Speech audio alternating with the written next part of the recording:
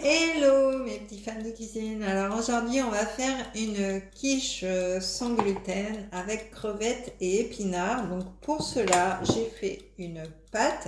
Donc vous pouvez retrouver la recette sur ma chaîne YouTube.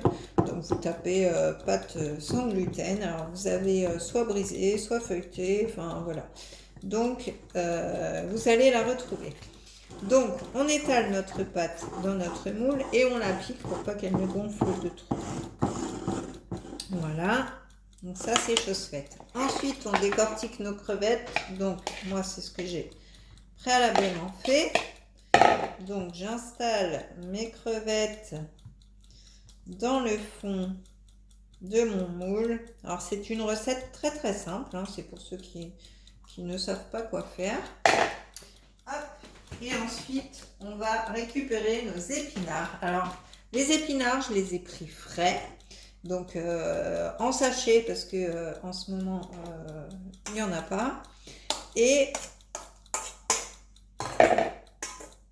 voilà, je les ai cuits à la poêle, tout simplement, avec des épices. Donc, les épices que vous voulez, du sel, du poivre, et voilà. Donc ça, voilà, j'ai mes crevettes et mes épinards qui sont ici. Donc voilà, ça c'est très simple. Hein.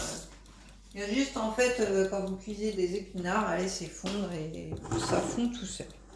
Donc ensuite, on va reprendre notre petit récipient qui est là. On va prendre 3 œufs. On va éviter de mettre les coquilles, ce serait mieux. Donc, hop, on casse nos 3 œufs. Hop.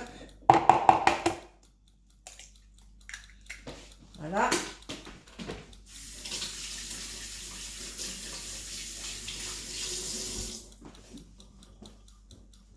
Hop. On casse nos 3 œufs. On rajoute notre crème. Voilà.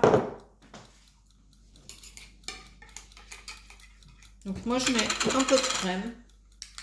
Voilà, il y en a qui rajoutent du lait, mais moi j'aime bien la crème. Pour ceux qui sont en régime, vous pouvez mettre moitié crème, moitié lait. Il n'y a pas de souci.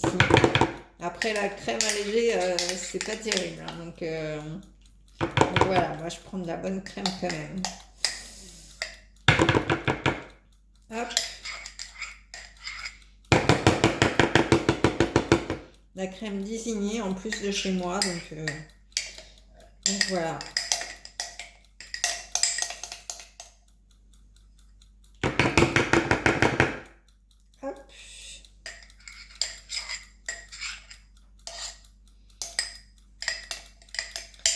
Voilà, je racle bien hein, pour pas en laisser, ce serait dommage.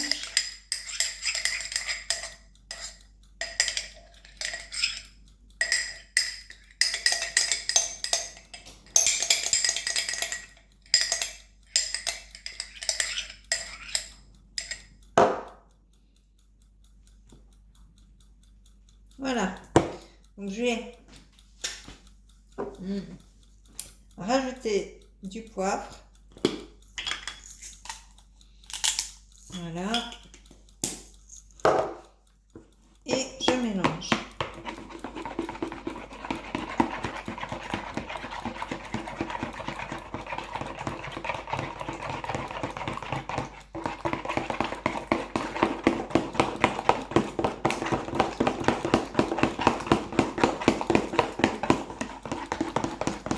Je mélange bien pour que la crème soit liquide.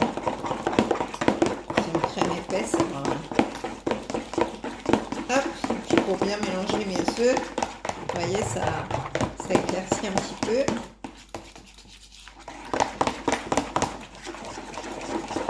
Voilà, là c'est pas mal. Et du coup là, je viens tout simplement verser sur ma quiche.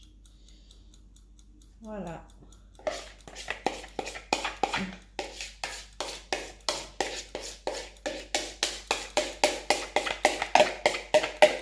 Alors vous pouvez aussi rajouter, pour ceux qui le souhaitent, du gruyère râpé par-dessus. Moi j'en vois pas l'utilité, je trouve que la tarte va être meilleure comme ça, mais après c'est possible.